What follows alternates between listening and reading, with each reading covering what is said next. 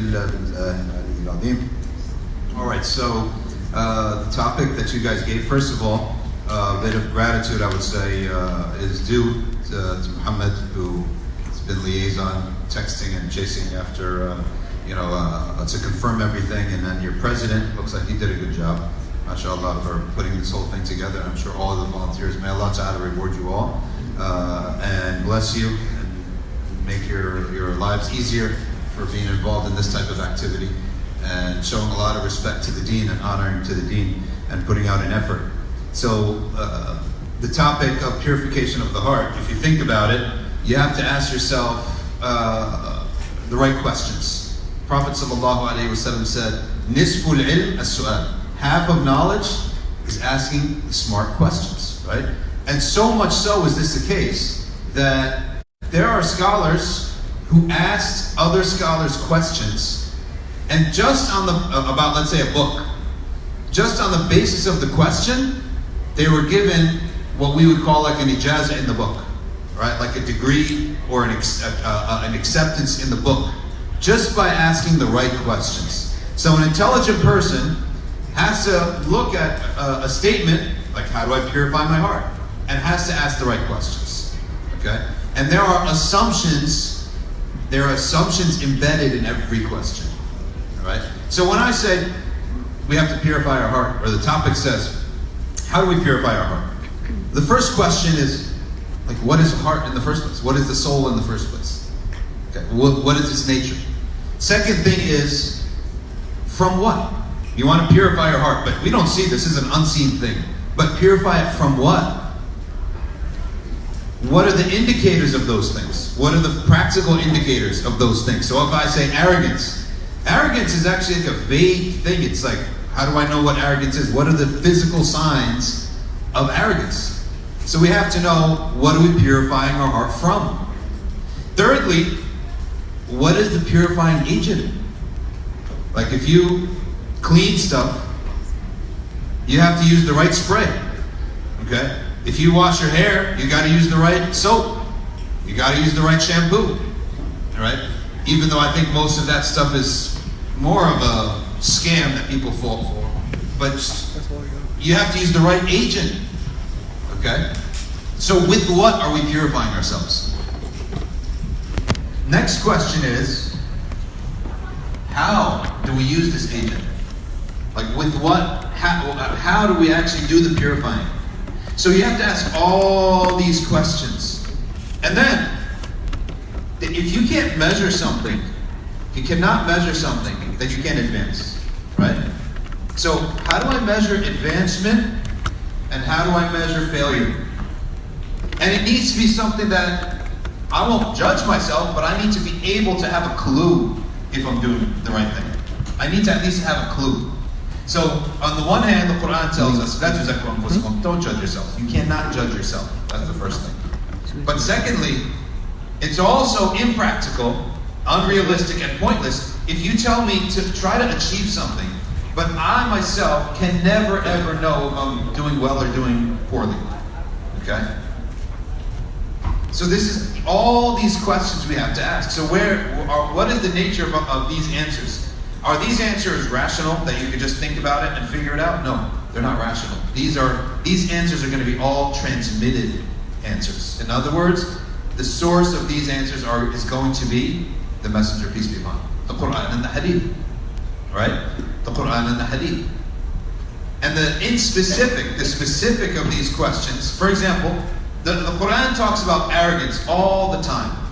You hear about Kibr and Fir'aun, and a lot of talk about arrogance happens all the time, right or wrong, in the Quran. And it's decried and warned against. However, does the Quran ever define the signs of arrogance? No, it doesn't. So much so that a Sahabi heard about arrogance so much in the Quran that he didn't know the definition. And he started to assume, like we all do. If you start warning against something, but you don't define it, you start defining it yourself. So he came to the Messenger of Allah sallallahu alaihi wasallam, and he said, "O Messenger of Allah, I love good thobes and nice, beautiful sandals." So he's a man who like regular human beings, like most people, he likes nice clothes. He said, is this arrogance? Because he's wondering all night, he's thinking, am I arrogant because I like that? And there are some poor Muslims, and we pray next to each other. I feel a little bit different because I'm really well put together, and they're really not. But we're both brothers in Islam, so what should I do? Is this arrogance? Because I feel different. So the Prophet ﷺ put his heart at ease. And he said, Inna Allah jamilun yuhibbul jamal. Allah is beautiful and He loves beauty. Okay? Al-kibru jahdul haqq wa batrul nas. Arrogance is defined only as two things. Jahdul haqq, that when an evidence comes to you, you're arrogant and you are stubborn. When a clear-cut evidence comes to you and you reject it.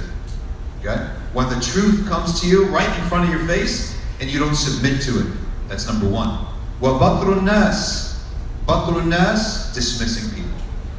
Belittling people. Now, what is belittling people? Right? Belittling people also, what does it mean to belittle people? If someone begs to ask me for money and I walk by, did I belittle him?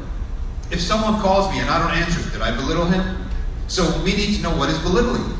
So belittling is words and gestures. Like Quran says, words and gestures that make people feel hurt. That's belittling, that is kibr. And then they have a third one, which is, there's no sort of legislation on it. It's up to you and Allah Ta'ala to identify, and that's the belittling of the heart. That you might not say something, you might not make a gesture, but inside yourself, you're talking to yourself.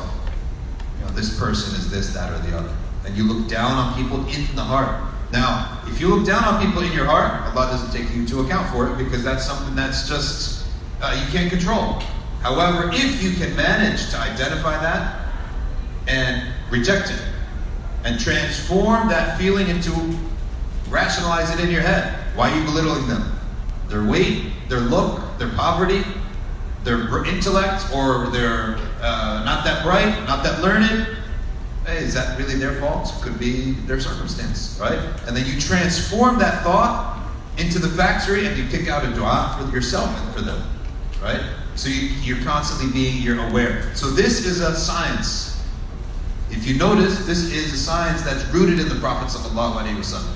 So the point being here, cannot purify ourselves without going to the source of all these questions, and that is the Messenger of Allah ﷺ.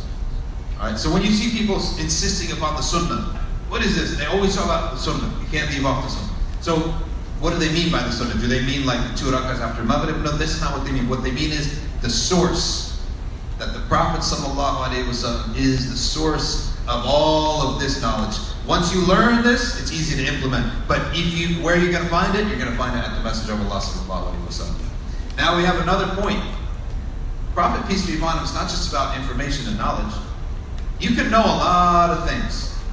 But if you don't actually have a soft attitude, actually love, you can say, towards the source, right? It's going to be very hard to implement. And this is why the root of all benefit is in the simple concept of love of the Prophet ﷺ. Because once you love something, it becomes so easy to implement everything that he brings. And this is what the Prophet said, right? لا يؤمن أحدكم حتى يكون هواه تبعا لما جئت به.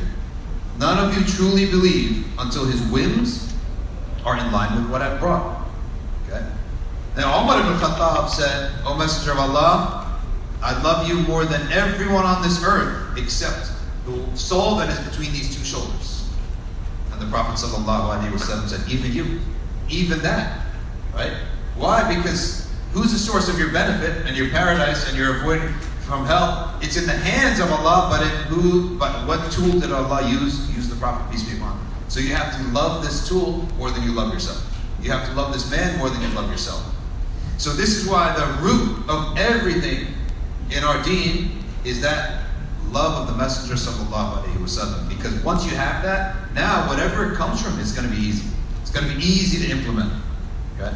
Now a man came to the Prophet, peace be upon him, and he became Muslim. But inside of his heart, it was the conquest of Mecca. He hated the Prophet, peace be upon him. And he used to make fun of them. He was just trying to save his skin after the conquest of Mecca. He comes back one time after one of the battles, he's with the Prophet, and the adhan is being given, and he starts making fun of the adhan, right? He starts mocking the adhan, and the people around him are laughing. Notice, right after the conquest of Mecca, there are a lot of people who became Muslim because they're stuck. And Islam accepts that, right? That's fine, because Allah knows your heart will change, right? You don't like it now, but your heart will change.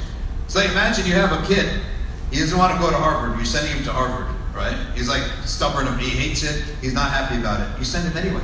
You'll realize what doors have opened up for you, right? So sometimes at the last last option is if people are sort of jammed into it. And in Mecca they were jammed into it. You could put up a fight or you could convert, right? So they were jammed into it, and the Prophet knew that eventually these people's hearts will turn once they see the benefit of it. So this man, the Prophet said, bring me this man. And he came, so full of hate and anger. He's a young man like your age, right? And people like your age, like their emotions go up and down. So he came in, Prophet ﷺ placed his hand on his heart and did a ruqya. Placed his hand on his heart, uttered some words, and then the man, he said, I felt a coolness inside of my heart, and suddenly all of my hatred for the messenger went away. Then the Prophet ﷺ placed in my hand a bag of silver coins. And then he taught me the adhan, and he said, there will be a new mu'adhin in Mecca. And do you know who it is? He said, no. He said, it's you. And he walked back to his friends extremely changed, completely changed. And he told them, and he said to the Prophet ﷺ, as I walked here, I hated no man on the earth more than I hated you. And as I walk away, at this moment, I love no man on the face of the earth more than I love you. And so this is showing us one of the signs of purification is one's love of the Messenger ﷺ. Remember we said, like, you can't achieve anything that cannot be measured.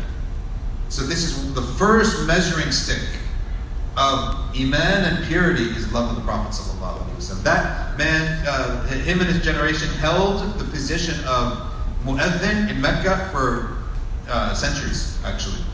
His name is Abu Mahdura, and he's from Mecca, and he's one of the young Sahaba who became Muslim late in the history of the Messenger ﷺ. Okay, so the Prophet, peace be upon him, our direction towards him and our emotions towards him is the first indicator of where we stand related to purity of the heart. Okay? Now, the second thing is that when we look at the source, that's the source. The Prophet is the source. The way to approach the source is an emotional way. Okay? But then what actually is this path? When the ulama looked at what the Prophet taught, what is purification from what? So we look at two things. This subject is divided into two categories. Muhlikat and munjiyat. Muhlikat are the things that will destroy our hearts. And the munjiyat are the things that will save our souls.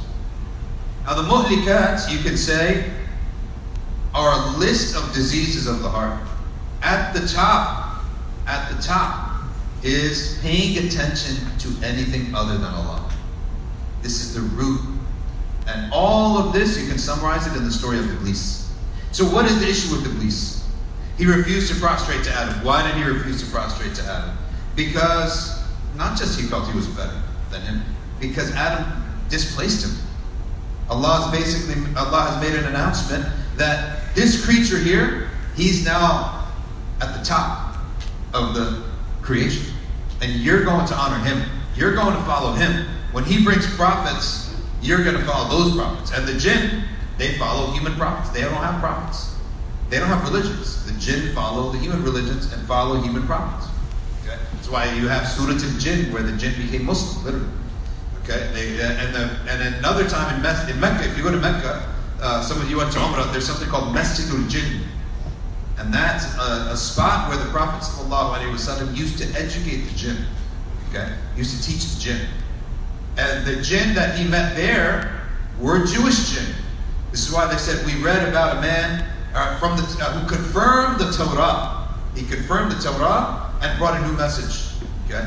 The jinn. So, the jinn have to follow, Iblis now has to follow Adam. So why doesn't Iblis like this? Because he loved his rank that Allah gave him.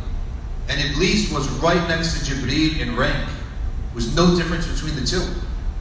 So he starts getting envious and hateful to the one disposing him of his rank. So what's really the center of the core of the disease? It's not just envy. It's not just superiority, right? That he feels that I'm superior to the human because my fire is better than mud.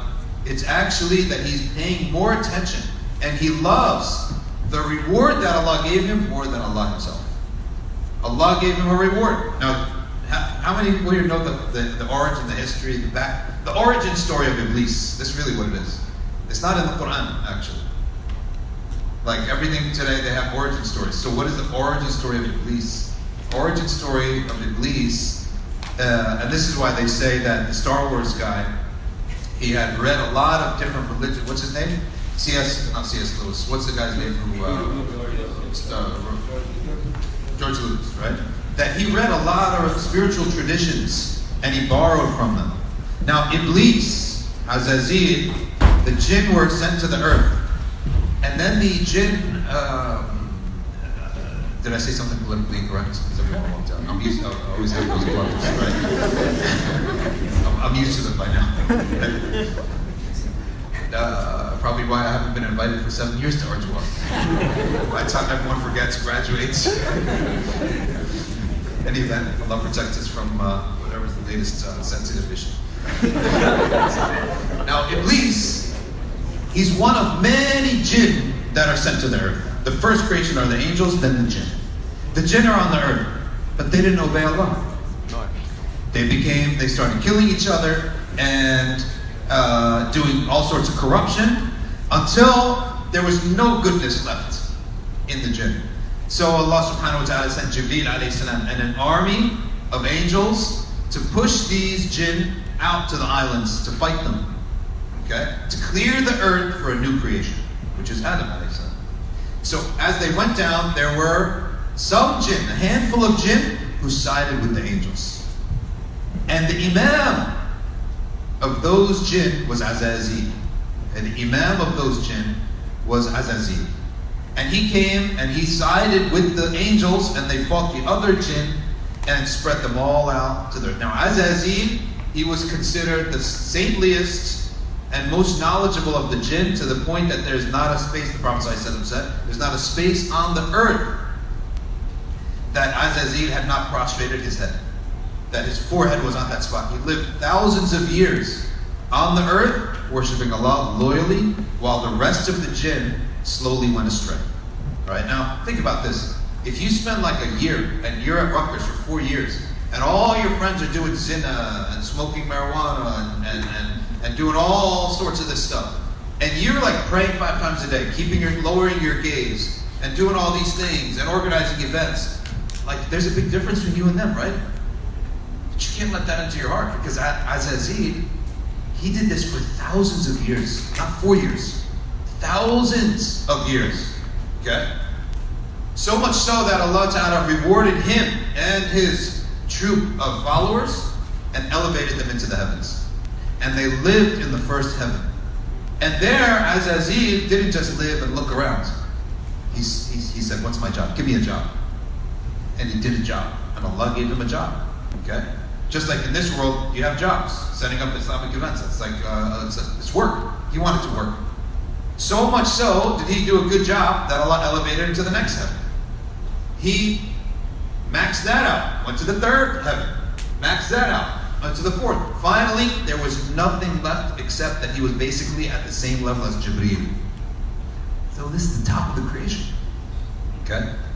And this rank that he had, that he was nicknamed, okay, Azazil, the glory of Allah. That was his nickname. And this was for thousands of years, not 4 years of piety, not 5 years of piety. Okay? Thousands of years.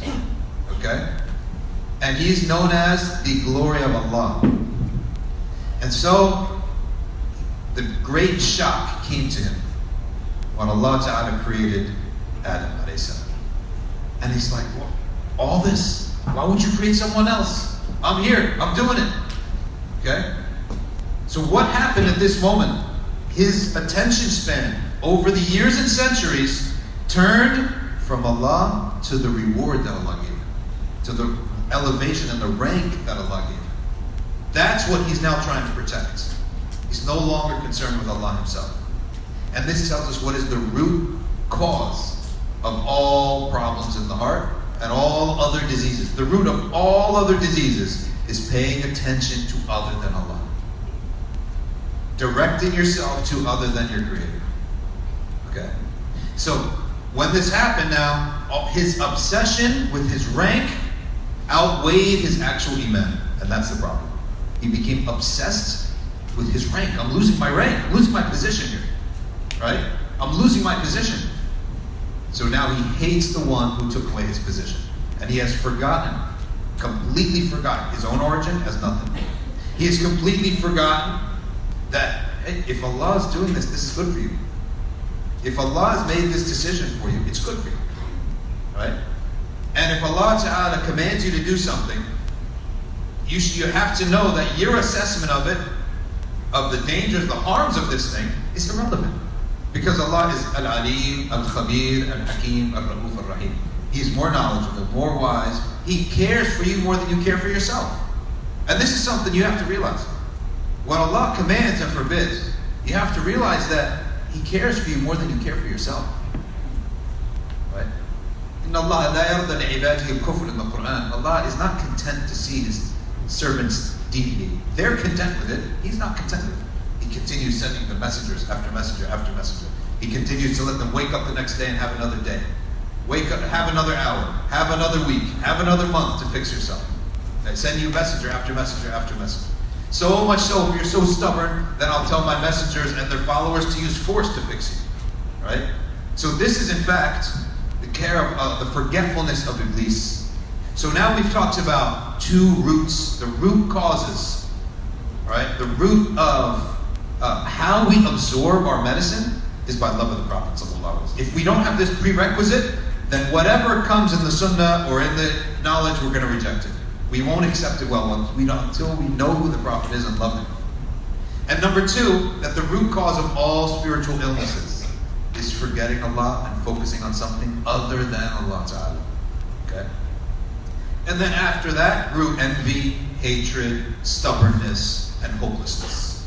4 diseases of the heart of Iblis grew out of that. Out of that instance, he hated Adam, he envied him, okay?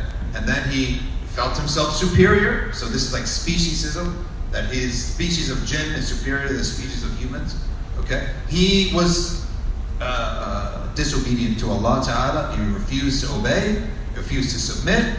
He became stubborn, and then what sealed the deal? Now, by the way, all of these sicknesses are forgivable. It's all forgivable. But what sealed the deal for for Iblis? All right, what sealed the deal and caused his name to become Iblis, from the glory of Allah to Iblis, is that when Jibreel approached him, they said, "It's gotten too far. Seek forgiveness. This has gone too. It's gotten too bad. Seek forgiveness." What did Iblis say? He said, "What I have done cannot be forgiven." So he lost hope. And ultimately, theologically, what is the loss of hope, and why do we say that it's actually kufr? Okay? It's because what is forgiveness? Forgiveness is rooted in divine power. So when you say, "I've lost hope," you're basically saying Allah's not powerful enough to change something. And if you say Allah is not powerful enough to change something, you're essentially saying He is not qadir, He's not capable. And this affliction, Iblis uses this. Once he did that, he became known as Iblis. Because Iblis means ablasa min rahmatillah. He became despair from the mercy of Allah, which means he does not believe in Allah's power. Okay? The biggest attribute of Allah Ta'ala is His power. Existence, power. He's capable of creating this world, etc. So when he did this, he sealed his heart. Have you read in the Quran ayahs and ever thought about what does it mean when Allah says Allah sealed their hearts? Right? And you think to yourself, well, is that fair? Allah says, believe, yet He sealed their hearts for them. So how can they believe? right? So Ibn Abbas, if you had that question, raise your hand if you ever thought about that question. This way. If you had that question, this is a normal question, right? Because a man from the followers of the Sahaba, not the Sahaba, the followers of the Sahaba, Tabi'i, asked Ibn Abbas this question himself. This Sahabi this Tabi'i, he was a top student of Ibn Abbas. His name was Mujaahid. And he asked Ibn Abbas, what is the meaning of this ayah? Ibn Abbas said to him, it means that they received a warning and rejected it.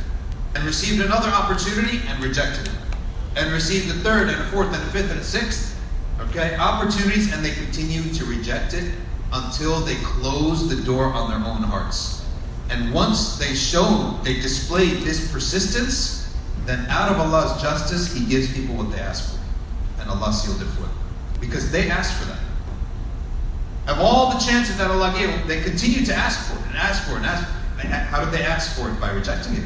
Message comes to you, reject it. Message comes to you, reject it. Eventually, if you do something so often, Allah helps you. Because that's what justice is. The nature of divine justice. And you people talk about the law of attraction. Are you guys into these types of videos? Right? Like motivational videos, like the law of attraction. Keep thinking positive. It's going to happen. You keep repeating it to yourself, and it'll happen. It's called the law of attraction. Okay, a lot of people talk about it, but very few people actually know how to actually implement it in their lives. But this idea of the law of attraction, if you keep thinking about something, the whole universe will move and it'll become a reality for you. Right? That's actually totally true. And Allah Ta'ala, it's His justice. If you keep persisting upon an idea, it will happen. Okay? That's why it's very important to look at where the imagination of people is going to. That's probably where the future is going to. Right? Because the people are drawing it. We're drawing it into the universe. Right? Now you look back at it's 2020. Go back and look at 1920. What were the thoughts in 1920? And even you had the interlude there with the world wars. But if you went back, everything was futuristic, right? All the movies, the genre was futuristic. Futurism was the idea. Technology advances and makes this amazing world. But we got it, right? I mean, we got it. We got planes. We got internet. We got everything. We got more than they imagined, right or wrong? We got far more than they imagined. Now, futurism is not the genre today of imagination. What's the genre of human imagination today? Apocalypse, right? Like apocalyptic movies. It's like we can't think of anything else. What would be the most amazing thing to happen? Destruction of the whole thing, right? Ever seen this? Like you build up a tower, a child builds up a tower, right? He builds such a tall tower that his curiosity goes, I wonder what's going to happen when it collapses. Because that's the only thing left to be curious about. And we're curious by nature. So where do you think we're headed when every other Netflix movie is apocalypse? And I have another theory, right? It's low budget movies too. Like you don't need a budget for this.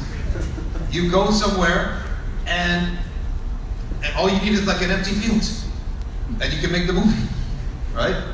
And CGI, it's very hard to CGI create a development of something. It's easy to CGI garbage and destruction. So, I mean, this is where the imagination of humans are going. So where your mind goes, that's where you have to go. So let's get back to the topic, is that Iblis stamped himself and he became a permanent kafir when he lost hope. And now Iblis, this is where it touches home. Iblis uses this technique with us. If you notice, what Iblis wants to take us to, it's not sins, but it's loss of hope. And the way he does this is through addiction. Okay? That you get addicted to marijuana, addicted to pornography, addicted to zina, addicted to drinking, to the point that he doesn't care that you commit some sins. Because you can make tawbah. Allah says in the Quran, you make tawbah, you get stronger. But what he cares about is that you continue this cycle. Until you finally reach a point and you realize, this addiction is more powerful than Allah. Allah can't do this. He cannot change me. Once you believe in that, the pillar of Iman, which we call Qudra, that Allah is Qadir and capable. This is one of the 7 pillars of Allah's, or someday 13 pillars of Allah's attributes. All other attributes stem from these. Okay? That crumbles. Once that pillar crumbles, give it time, the entire iman will crumble. The face might be Muslim, but the mind has checked out. The talk might be Islam, but in here and over here, checked out. Okay? Because Qudra has crumbled. So be very conscious and aware of this in yourself. Ever imagine that Allah is not capable of doing something? This is the most dangerous thing that you could ever be at. It's more dangerous than doing zina 1,000 times. Right? It's the belief that Allah cannot change me. Right? Or it's hopelessness. Or if someone says to you, listen, look you in the eye. Look me in the eye and tell me, do you believe that Allah Ta'ala can change you in an instant? By kun fayakun. Do you believe it, yes or no? And if you hesitate, that's where he at least wants to head. He wants you to head you to hopelessness, just as he was in hopelessness. He's the expert in kufr because he was the first kafir. He's the expert. He knows this game inside out. And you don't know this game, so follow the sunnah. The Prophet ﷺ is coming and telling us, this is what's going to happen. This game is bigger than you. Okay? So follow this. Right? This war is bigger than us, so we have to follow this. So these are the signs, the muhlikats that will destroy our souls. And that is focusing on other than Allah. Then these diseases that we listed, the last one being hopelessness. This is the last one. Right? Now let's move now to the how. The how of this path. So we have the soap. Soap is the Messenger sallallahu alaihi wasallam and his sunnah. The what are we purifying from? What we just said. Right? All the muhlikat that from the Iblis story. All right? Now we look at the how. How do I purify them? What am I supposed to do? All right? Should I go? There's a mosque up north. I think they whirl and they have whirling dervishes. Am I supposed to do that? All right? The more weird I get, okay, am I getting towards purification? So how do I purify myself? Here we go to the munjiyat, that which saves us. And the answer that most people don't want to hear, but that's what the medicine is. I've never heard of anyone be really sick, and then go to the doctor, and the doctor gives them the medicine, right, or the what do you guys call it? The prescription, and they say, well, wow, this is a beautiful prescription, right? No, if you're really, really sick, the prescription is as hard as the sickness, right? In cancer, the prescription. See, my kids think that cancer makes you go bald. No, the cure to cancer makes you go bald, right? It causes you to lose your hair. When they see people with their lost hair, say, "Oh, yeah, cancer." They think cancer causes that. No. The medicine is as rough sometimes as the disease, and this is why many people hesitate, because the number one ultimate cure for this sickness is the sacred law. It's the Sharia. The sacred law is the cure, and it is what we could call it preventative medicine as well. The law is the first cure to the heart. If a person's heart is attached to, has a certain sickness, let's say, and this is something as someone who works in the masjid and always open to talking to young people, and I always answer my messages, right? Just because I enjoy talking to people and strangers, which is a very weird habit. People tell me, why are you so open to strangers? I don't know. It's a weird thing. Allah created me. I like to talk to strangers. I couldn't live in a little enclave city. I need strangers around me all the time.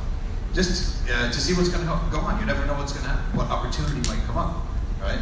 So strangers always come and say, it's an emergency. 99% of these emergencies are that a man or a woman has already fallen in love, okay? And their heart is eating and burning up inside, and now their parents are against this marriage, and they're now butting heads with their parents, which is a big problem in your life. If you come from the art cultures where parents and family is a big deal, that they're butting heads with their parents now, they're dying because they have to marry this person. The root cause of all of that is probably some matters of the Sharia were not observed, right? Simple as that. Oh, really? Where'd you meet this person? We met. We're on WhatsApp, right? We're in this committee, right? Maybe some situations here, right? MSA committee, or we just met at work, right? We were with this, that, or the other, okay? So already step one If you had followed the Sharia, you wouldn't have gone this route. I met her on the app, marriage app, where he's just looking at the faces of girls all day. Scroll through the faces of girls. So that's hustling. The first thing that's like pretty much haram, even if you try to say to yourself, well, it's for marriage, right? But you're like a sophomore. You can't even feed yourself. Your parents feed you, right? Just reached Baloo 2 weeks ago, and you're trying to get married. So it's not for marriage. It's a trick. Shaitan's tricking, right? If you have no means to get married, right? Your family's not on board with this. You're living in your mama's basement, and you want to try to get married, but this is not the case. So Sharia, sacred law, is preventative medicine. So you got into this, all right?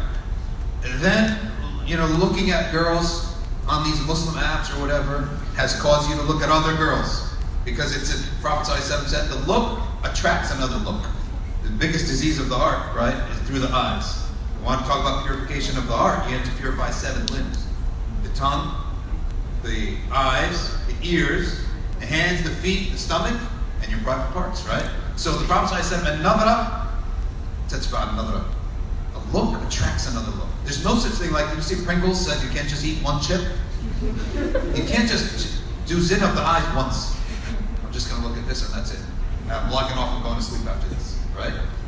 It doesn't work like that, because the shaitan brings you a next one and a next one and a next one, and all of a sudden now you're in other sins. Started off with the intention to get married, ends it up trying to avoid sin, right? So now your heart is darkened.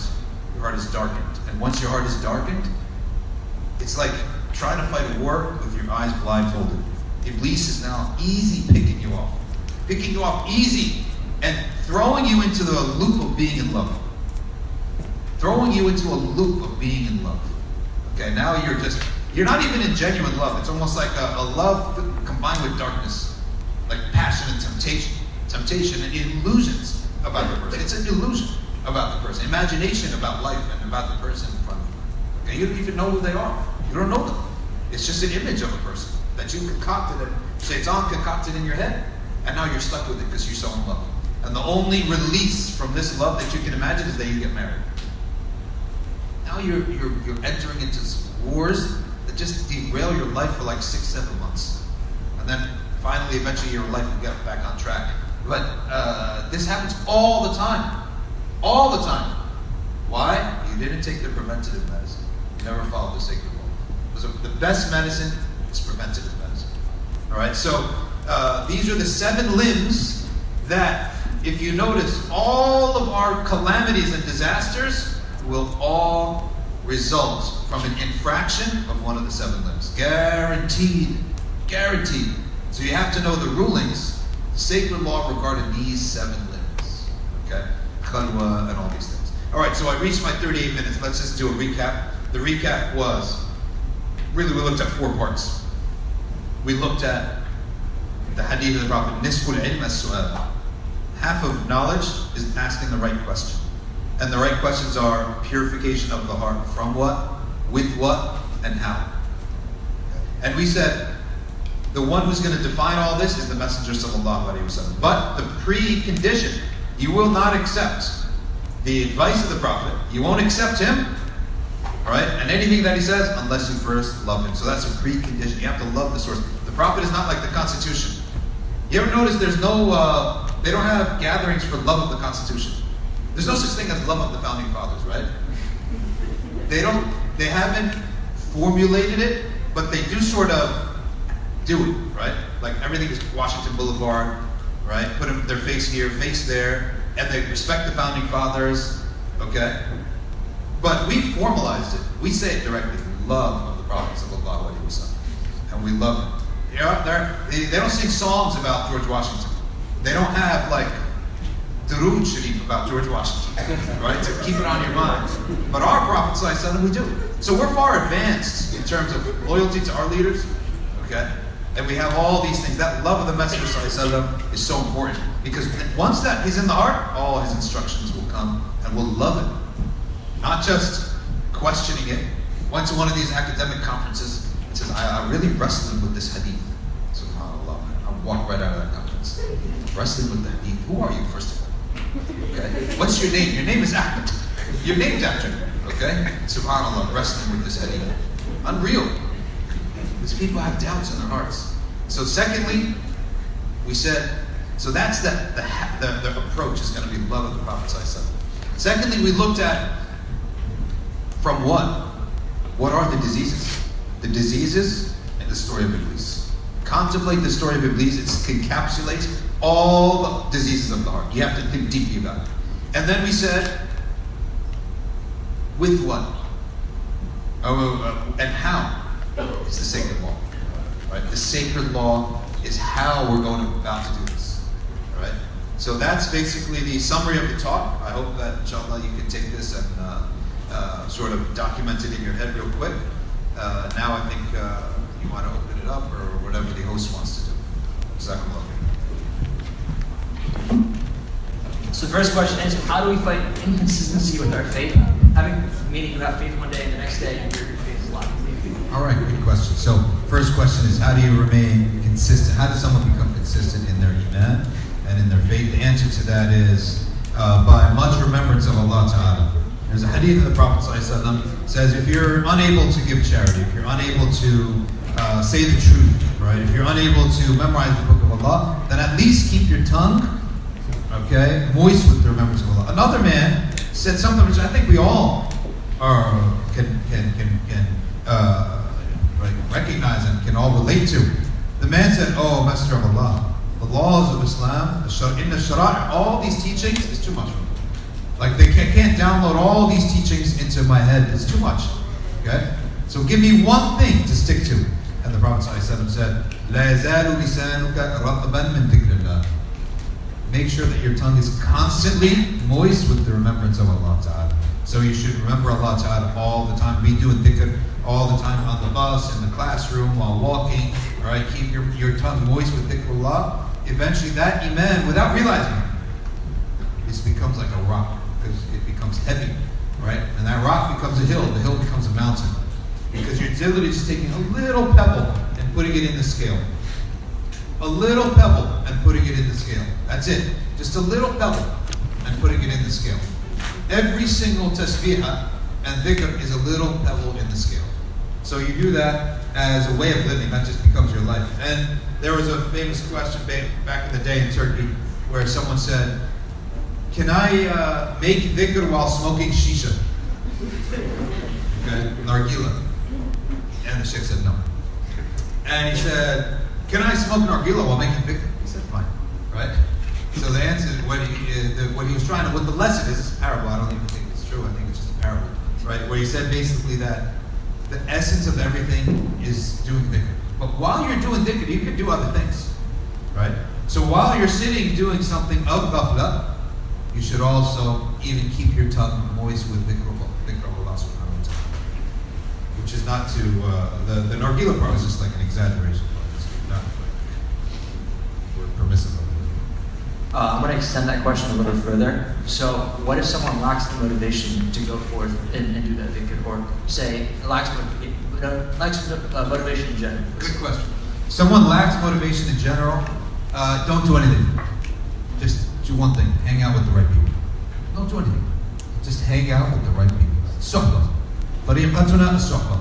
All the greats have said our path is good companionship. Have the right friends. You can be the laziest person, pray 5 times a day, eat halal, that's it, don't ask me any other questions. Right? But if your friends are good, you're good to go. Like if your friends around you are good, just stay with them, hang out with them. But if your friends are evil, then eventually you're going to be, they're going to wear away at you. So if you're one of those people, or you're in a phase where it's like, I'm doing the bare minimum, the bare necessities, that's all I'm out, fine, you could be in that phase. It's a phase. Hang out with the right people. Right? Stick with the right crowd. And eventually, guaranteed, without you realizing it, you're going to advance. You can come out of that valley and go up another hill. So it's suhbah. Hang out with the right people. I'm going to jump to stay on a similar thread, if you don't mind, just a little bit longer. There's this question that just came in. Dhikr breeds love of Allah, but how can we breed love for dhikr? Dhikr breeds the love of Allah, but how can we breed a love for dhikrillah? That's a good question. How do we breed a love for dhikrullah? do you breed a love for doing push-ups? How do you breed a love for running? How do you breed a love for, having an empty stomach? How do you breed a love for your job? Let's say you're a pharmacist or you're an engineer or something, right?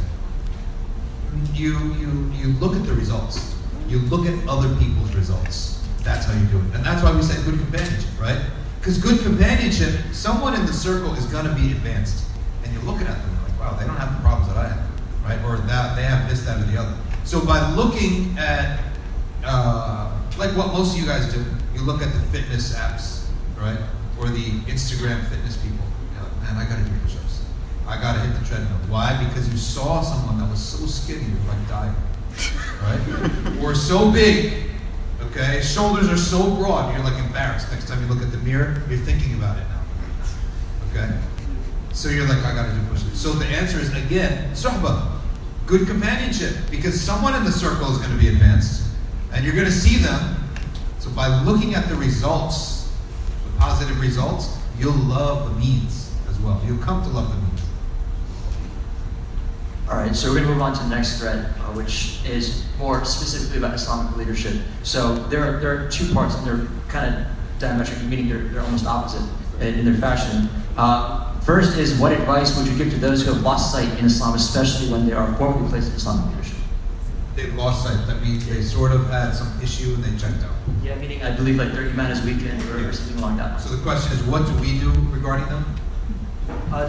What would you give that advice to the person who's leaving? What advice to that person who's sort of burned out and wants to check out because for some issue that happened? I would say, check out, leave all that activity to the side and return to reading the seerah of the Prophet and the Quran with tadabbur. A man came to a scholar one time and he said, I've always been a pious young youth and I always try to do my best, but something strange has happened. I've become tired of it all, right? And I look at the kids playing outside and I want to be with them, okay? He said, read the Quran with tadabbur, okay? Don't read the Quran with contemplation. That's it. Leave off all the work you have to do. Be distant from everyone if you have to. If you're like burnt out from people, fine, stay home. But read the Quran with tadabbur and build yourself from the ground up. Develop your own personal connection with Allah subhanahu wa ta'ala with contemplation. So the answer to that is stay away from people, that's fine. But contemplate. Get a little deeper. And the reason for problems is that sometimes we're a bit superficial. We need to get a little bit deeper. Okay, so the opposite side of that question, which relates more to what you just spoke about, is how how would you keep arrogance from entering your heart when being heavily active within the Muslim community or Muslim organizations? All right. How do you keep yourself from being arrogant when you're involved in all this work? Well, I mean, you guys aren't really doing that much.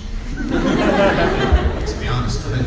You're here, you're hanging out with your friends, you're getting out of your homes as an excuse, right? It's an excuse to get out of your homes. You're not doing dishes tonight. You're not hanging out with, family that you don't want to hang out with. You get to look at each other, right? What are you really doing? So what Islamic activity is it? Next question. I think that's a perfect response. That was right to the point. Okay. So this tangent is a little bit more on forgiveness. So this question states, no sin is too much to ask Allah to forgive, so we should always ask for forgiveness for others. But what do we do about feeling like we don't deserve forgiveness? We don't deserve forgiveness. We'll never deserve forgiveness. If we did Hajj for 1,000 years, you think you would deserve forgiveness? This forgiveness from Allah Ta'ala is a gift. Just as creation was a gift. Did you ask to be created? No. So what's greater, forgiveness or creation? Right? It's being created, right? So you didn't ask for that. Everything is a mercy from Allah. So you should say, oh Allah, forgive me, not because I deserve it. Not because I did any act of worship, but because you're generous. This is who we're dealing with. We're dealing with Allah Ta'ala is generous. And in order to relax yourself, in order to be relaxed, remember, Allah is generous. He gives without delay, without hesitation, without hisab. Why? That's His nature. It's His nature to give. He loves to give. And He loves for you to ask. right? So just remember, Allah's already given us all this: livers, kidneys, organs we can't even count. We can't even count the number of blood cells we have working for us. We never asked Him to work.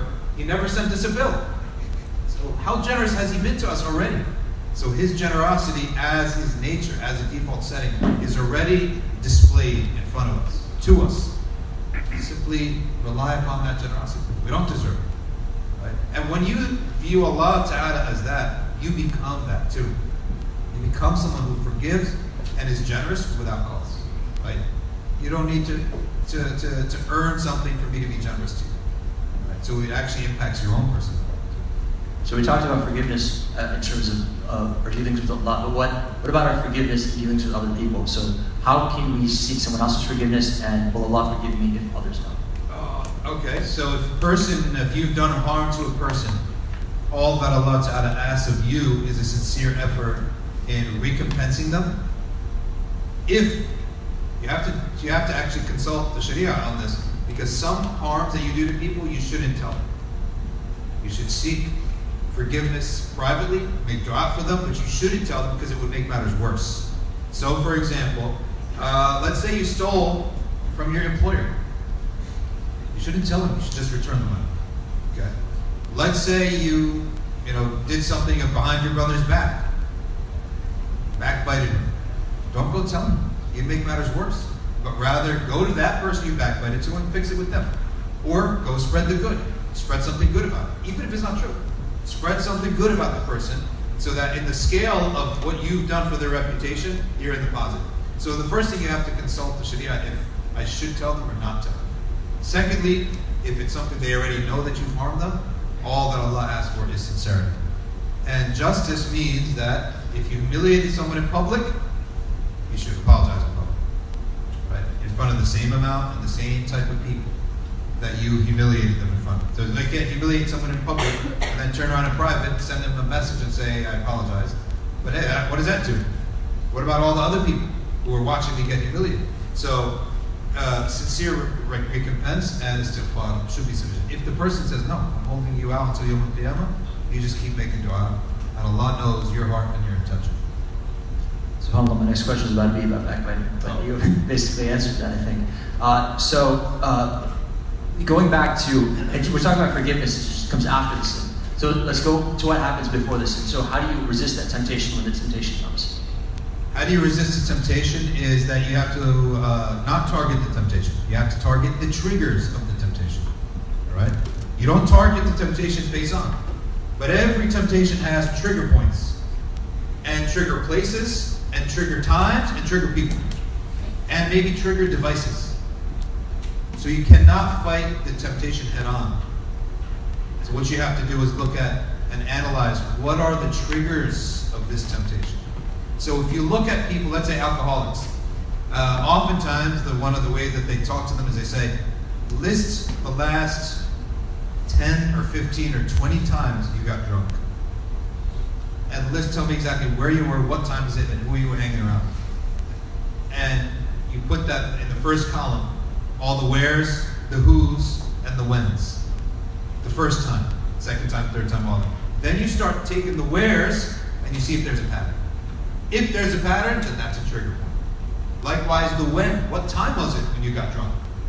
Look for a trigger pattern. A trigger point. A pattern, that's a trigger point. Who are you hanging out at that time? That's a trigger point if there's a pattern, right? And almost all addictive behaviors, they possess patterns, okay? It could be a tool, it could be a place, whatever it is. So you don't attack if the temptation is face to face with the temptation, it's pretty much too late, right? But what you need to do is look at the trigger point, right? If the trigger point is that when I'm alone at night in my dorm room, okay, then I do X, Y, and Z. So you try to not be alone at night in your dorm. Move out. Okay. Get more roommates so that you're always kept busy. So it's really about the trigger points and not about the thing itself. I think this topic is a little bit important, so there are a lot of other questions about this. So there are two specific questions that I'm going to try and combine together. So the first question is asked about this deals more specifically with addiction. So how do I connect with a Muslim leader or an institution if I'm struggling with an addiction, especially to protect my reputation? I'm going to churches because they have addiction programs, Meshans do not. And if you could combine this with another question that we have, how would you recommend to cut out pornography? Just the first part. First part is connecting with Muslim leaders when there's no addiction programs or these types of topics are stigmatized against. When there are a couple programs that are run by the Muslims, but they're not really as proliferated as like AA, Alcoholics Anonymous, or whatever. You can go to those programs. Getting out of an addiction is as much an experiential thing of trial and error as much as it is a faith thing. And the AA, they've made their thing for all religions. Okay. So if that's the only thing that you have, you can go for it. I mean, but they're going to tell you to pray in your way and stuff like that, and believe in the God that you believe in. So I wouldn't really close the door on all those things, unless you know the person is weak and they're going to associate the benefit of this program with the truth of Christianity and they become Christians. Then that's a different story. So I think it's out there open. The only problem is that this type of work is not really profitable. That's why nobody goes into it, right? It's hard to make a career out of these things. So that's why Muslims haven't really produced an AA program or any other addiction. When it comes to all addictions, it's the same pattern. For us, it's two things. Number one, qudra of Allah. You have to believe this is not going to come from yourself. It's going to come from qudra of Allah. That's number one. Number two, you have to act, and you're going to act towards the trigger patterns. You're going to isolate the triggers, and it's going to be a combination of trust in the qudra of Allah and avoid the trigger patterns, and that combination will get you to your destination, whether it's crack, heroin, pornography, bestiality, whatever sins that people are stuck in. And you have to understand that there were many, many people who did this. We are not the first people to get addicted. We may be the first people to get addicted to internet, stuff. We may have been the first people to do that. We may be the first people to have other addictions that are like your grandma would pass out if she knew. But it's a norm today, to be honest with you. It's not something that it's desensitized. Like you have some people who have homosexual addictions, right? Like they love the same gender, and that's what turns them on. It's in the air, it's in the water, it's in whatever. Okay, it's not something that's ajib anymore. Okay, it's not something that, oh my gosh, we have to act shocked. And it's something so commonplace. Why? Because that's the fitna of the age. The fitna of the age, you're desensitized to it. Doesn't mean we're any less against it, right? We're all desensitized to alcohol, right? I mean, you used to have you read in the books, Imam so and so, and what's his origin? Kana yashrabul khamr. He used to be a wine drinker. It's like written like normal. There's no. Today, you guys, millennials, you can't afford wine. That's the first thing, right? But today, I mean, the biography of a person was he had pornography problems. He had same-sex attraction. It's something that, in order to actually get somewhere, now we can get somewhere because we can actually say it. We can talk about it. Right? But if it's so bizarre to people and shameful to people that we can't even talk about it and we can't advance on the topic. So whatever these temptations are, if you have them, you should know that me as someone who people sort of send me messages about this, usually anonymously, it's like every other message is something like that. So it's in there. You're not abnormal if you have this problem. Yeah, this problem is not a normal problem. It's a normal problem. All right. Same-sex attraction is now, to me, a normal problem because I see it so much. There's no shock factor when someone tells me this. There's no shock factor when someone says I'm like a hafiz of Quran, but I can't stop watching pornography. The shock factor is gone. It's dead. It's numb. Okay, from how many times we've heard the phrase. So. With that, it's really the same two things. Belief in the qudra of Allah and tackle and attack and be aggressive on the trigger points. So from there, I'm going to transition into our next topic that I want to talk about. It has to do with parents. So one question came in. interesting question. What if your parents are the trigger points for your actions? How do you handle a healthy Sharia-compliant relationship with them while trying to eliminate the trigger points? Let's say, for example, a parent is argumentative, right? And a parent doesn't like what you're doing, and they always zig you up, right? Right. So, but you can't avoid your parents. Sharia itself tells you have to, be around. You have to serve them.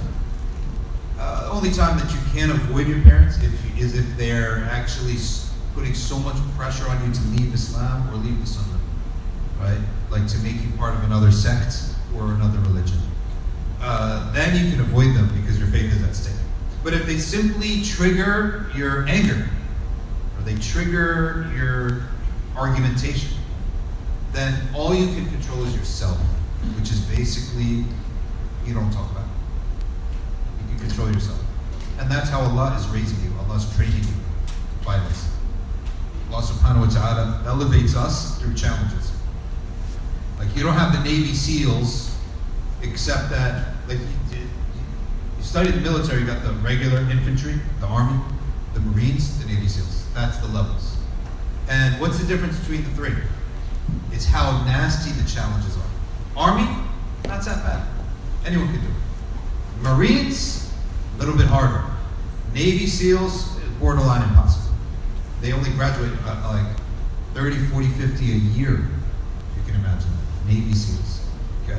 So what's the difference in the challenges? So when you're challenged, you have to know this is how I'm growing. I'm growing through this challenge. This is my test. This is how Allah Ta'ala is going to make me grow. Right? So you have to have that mentality when you go into it. And if your parents are your trigger points, it's not just your parents, it's you too. Okay? It's you responding. So you have to control yourself. So an extension of that question, how do you develop more patience with dealing with your parents? I feel like you've already answered that. Would you like to add anything? It's very hard, by force. The Prophet ﷺ said, إِنَّمَا الصَّبْرُ بِالتَّصَبُّرِ. Patience is by forcing yourself to have patience. Okay. العلم بالتعلم. Knowledge is by forcing yourself to study. So إِنَّمَا الصَّبْرُ بِالتَّصَبُّرِ. And Sayyidina Umar ibn Khattab worked on himself so much because he was fiery.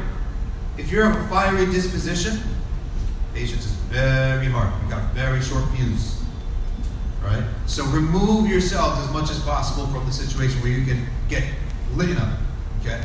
Sayyidina Umar was he used to carry a stick, okay? A stick like this that he used to nudge people, poke people, move them around, okay? It's called a durra, right? The durra means the one that gives harm, okay? So, there was a man who came and insulted him so badly one time. Talked nonsense in front of everyone. Sayyidina Umar was trying so hard to control his anger that the Sahaba saw him shaking until he dropped even his durra from trying to control himself. Okay? So if you're of a fiery disposition, you really got to work on patience. All right, I'm kind of being told to end the program here, but there are some questions I do want to get to, so I'm going to override that decision, if that's okay. Is everyone okay with that? Yes? Yes? Oh, yeah. Yeah? How about the live contributions? Anyone want to ask questions? Yeah, does anyone on the floor want to ask any questions? Just raise your hands and go ahead. We have a lot of questions here, so you don't have to.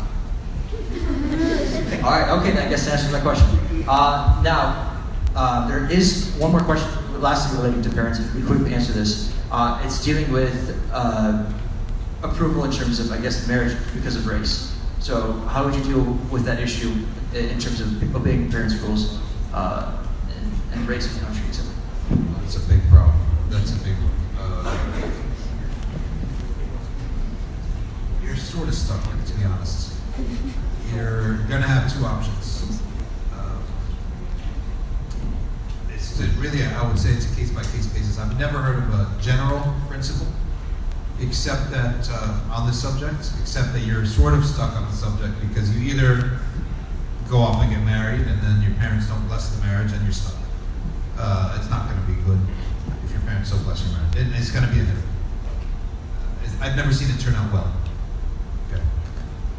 I've also never seen it turn out well when the parents are too restrictive either.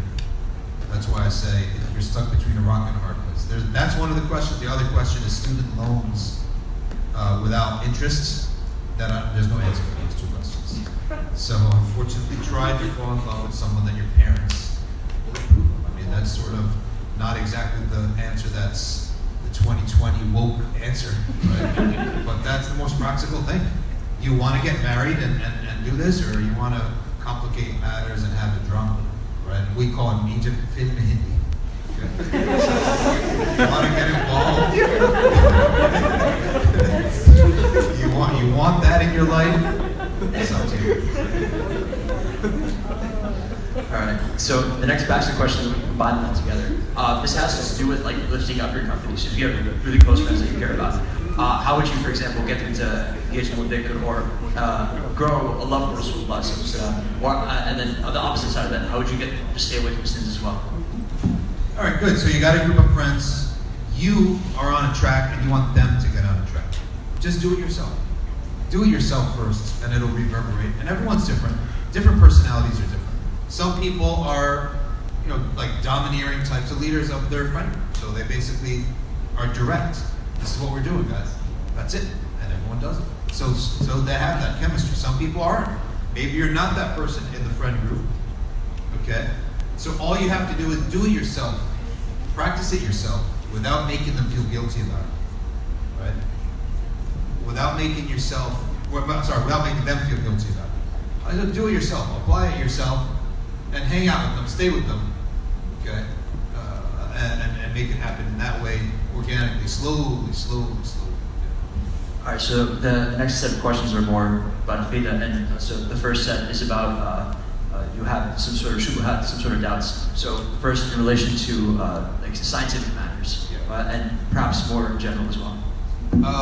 Shubuhat are doubts relating to ideas in religion. Okay, so. Usually the doubts today are on evolution. And the biggest doubt, according to a survey for millennials in general, all right, generation, I don't know, whatever these generations are, Z, millennials, whatever, who cares, whatever they are, right? You guys are next. Is they said that is the problem of evil. How could you have a God that exists and allows evil to take place? So how can God and Hitler exist in the same universe, right? Or at the same time? All right, you ever thought about this question? Right, so, the shubuhats are only tackled by knowledge, by studying from the right sources. Okay? And in reality, the nature of the human being is free will. You cannot have free will and be restricted at the same time. So Allah Ta'ala, when He gave you free will, He gave us free will to bring good and bad.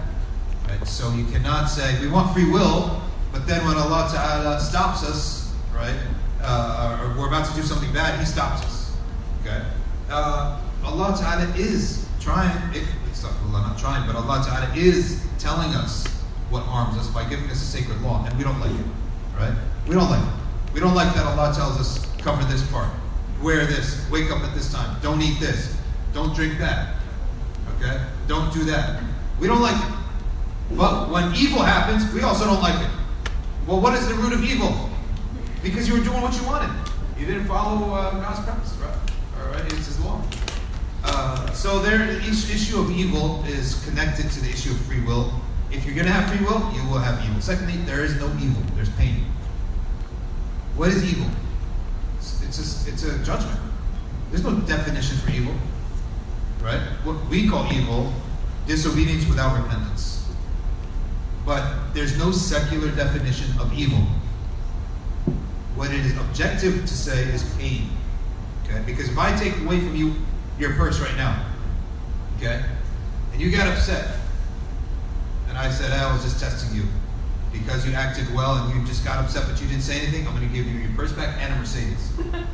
Was it evil or not? Right? It wasn't evil at all. It was good. Right? So likewise is the same thing in life at different scales. And sometimes we don't see it. We don't see that we lost so much. But 50 years later, it's because of this loss, there will be a great gain. Was it evil that Yusuf was put in the well? If he wasn't put in the well, all of his family would have died in the drought, which is going to happen 40 years later, 30 years later, whatever, right? So that's the nature of so there's no evil, there's pain. And you're basically saying, I want a pain-free existence. That's what you're saying. And that doesn't exist. Because if you were to follow pleasures, they would eventually develop into pain. Okay? The pleasure would become numb first, then it would become painful. It would become so hateful to you. I tell someone, You like steak and fries? Who doesn't like steak and fries, right? All right, have it once, have it again at lunch, have it again at dinner, have it again tomorrow 3 times, have it again Wednesday 3 times. Every day have it 3 times, steak and fries, okay? You're gonna be in pain. You're gonna hate steak and fries, right? So there is no such thing as pain-free existence, because that means only pleasure. And only pleasure numbs itself into pain. So. All right, so these next couple, we don't have a lot of time, so the next couple questions, if you could try to answer them in like a minute to 30 seconds, that would be perfect. So here's a good question. Is aiming to do good things to go to Jannah the same as the story of Iblis, where we're focusing on Jannah and not loving Allah? No. Okay, awesome. Next question. In order to prevent your child from committing a bigger sin, can you allow them to do something that's smaller sin in order to avoid something worse from happening? Maybe. It depends. I think that it's a little too short. Okay. It depends. It depends where they are, right? It depends where they are. So let's say, let's take a look at the book of law. It says haram to look at a woman without hijab. It's haram, right? So, but in all of our lives, if you don't give some wiggle room for youth to watch like a movie that's halal, the kid will explode. He won't know how to deal with his friends. He's never seen a movie in his life. You're going to be like weird. It's reality, right? So you have to sort of negotiate, right? So yeah, maybe he's going to watch a movie that's halal. At least I don't push him to the brink of like leaving Islam and leaving his family. Can you imagine a family that raises kids today? You never watch a movie ever, ever, ever. I guarantee you, you might have one kid who's very pious. One kid is going to leave the family. It's too much. Right? Okay. Next question. You can do short, like rapid response if you'd like. Allah is the best of planners without a doubt. So anything bad or shortcomings that happen to us in our lives, is that the result of Allah having something better stored for us, or is that a result of our own individual fault? It could be both or a combination. It could be directly from Allah Ta'ala. And it could be because of an action that you did, but also Allah has a wisdom for it, allowing it to happen. Okay, so it could be a combination of a pure test or the consequence of a wrong action. Okay, so next question is, it's asking about the permissibility of a sister to approach a guy saying that she's open for marriage. Oh, permissibility, for sure it's permissible, but it's not the wisest thing. You should use an interface. But don't use an interface between guys and guys. You should use an interface. I don't recommend anyone going this route without, especially if we're family-oriented people, if you have family, then don't sort of do it yourself. Maybe you should involve your families by using a third person, because from experience, when people just do this amongst themselves, it's like 50-50, right? So it's up to you guys to judge. But use a third person. Don't go about it yourself. And don't say, the third person shouldn't say, so-and-so wants to know if you would like to marry. Because now when you're embarrassed, right? You say, but you should say, hey, what do you think of so-and-so, right? And that way, it's as if the other party doesn't know. And that really works both ways. No one wants to be rejected to their face. So go and ask and say, make as if that third person is a matchmaker, right? So that no one gets embarrassed. And then feel free to say no, because you might be embarrassed to say no. All right, and then last easy question. Do you have any classes for student college? Oh, well, we start tomorrow. Class starts tomorrow at 1:45. You can show up at 1:30 to register, right? And it starts tomorrow from 2 to 5. Then we have lunch in the middle at MBIC. We didn't pay for this plug, right? Yeah, yeah. So, free advertising. Yeah, All right, free advertising. There's Safina Society, if you guys don't know what he's referring to. Yeah, .org, and maybe one of my friends put that question. So whoever it was, What's the class about? Now you're definitely asking me to plug in. The class is Wisdoms of the Seerah. So it's not a Seerah class, but it's Wisdoms of the Seerah. Okay, it's Wisdoms of the Seerah. All right, Flav, everyone give a round of applause. Just thank Dr. Shadee very much. I tried to hit all of your questions. I'm sorry if I didn't ask your questions specifically, but I think I got all the general ideas out there. So apologies on my part if I missed anything. Dr. Shadee, thank you once again. Well done. Good job. All right, we are going to finish